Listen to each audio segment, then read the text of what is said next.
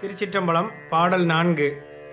உன்னித்தில நகையாய் இன்னும் புலர்ந்தின்றோ வண்ணக்கிளி மொழியார் எல்லாரும் வந்தாரோ எண்ணிக்கொடு உள்ளவா சொல்லுகோம் அவ்வளவும் கண்ணை துயின்றவமே காலத்தை போக்காதே விண்ணுக்கு ஒரு மருந்தை வேத விழுப்பொருளை கண்ணுக்கு இனியானை பாடி கசிந்து உள்ளம் உள்நெக்கு நின்றுருக யாமாட்டோம் நீயே வந்து எண்ணி குறையில் துயிலேலோர் எம்பாவாய்.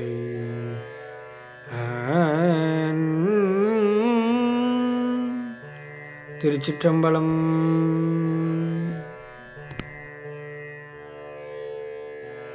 பாடலின் விளக்கம். எழுப்பும் கன்னியின் உரை. ஒளிப்பொருந்திய முத்தினை போன்ற பற்களை உடையவளே, இன்னும் பொழுது விடியவில்லையா என்று வினவுகின்றார். அதற்கு உள்ளிருக்கும் கன்னியர் பதில், அழகிய கிளி போல மொழி பேசும் நம் தோழியர் அனைவரும் வந்துவிட்டனரோ என்று வினவுகின்றார். வெளியில் இருக்கும் கன்னியின் பதில், எண்ணி பார்த்து உள்ளபடி சொல்கின்றோம், ஆனால் நேரமாகும், அதுவரை கண் உறங்கி காலத்தை வீணாக்காதே. தேவர்களுக்கு ஒப்பற்ற அமுதமானவனை, மறைகள் பேசுகின்ற மேலான பொருளை, கண்களுக்கு இனியவனை பாடி மனம் கசிந்து உள்ளம் உடைந்து நின்று உருகுகின்றோம். ஆதலால் நாங்கள் எண்ணி கூற இயலாதவர்களானோம். நீயே வந்து எண்ணிக்கொள். எண்ணிக்கை குறைந்தால் மீண்டும் போய் உறங்கு. இவ்வாறு வெளியில் இருக்கும் அக்கன்னியர் உள்ளே துயிலும் கன்னியரை நோக்கி பதிலை கொடுக்கின்றனர். இப்பாடலில் சிவப்பரம்பொருள் என்னும் மறைப்பொருளை வாதவூர் அடிகள் குறிப்பிடுவது என்னவென்றால்,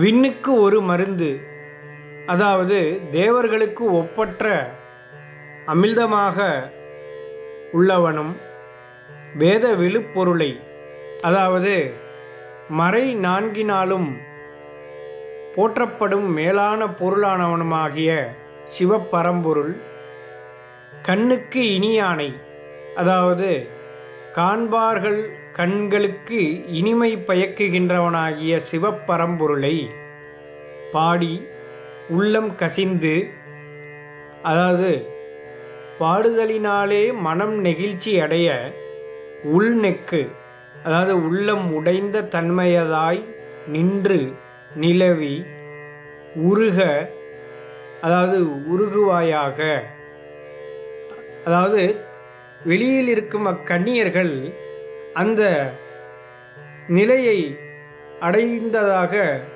கூறுகின்றனர்.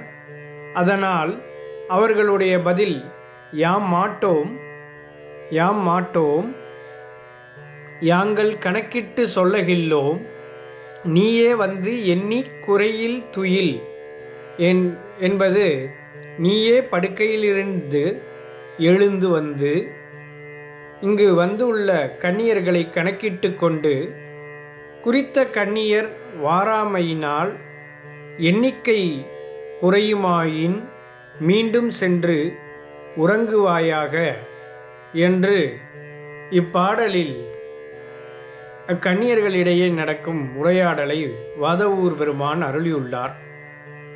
திருச்சிற்றம்பலம்.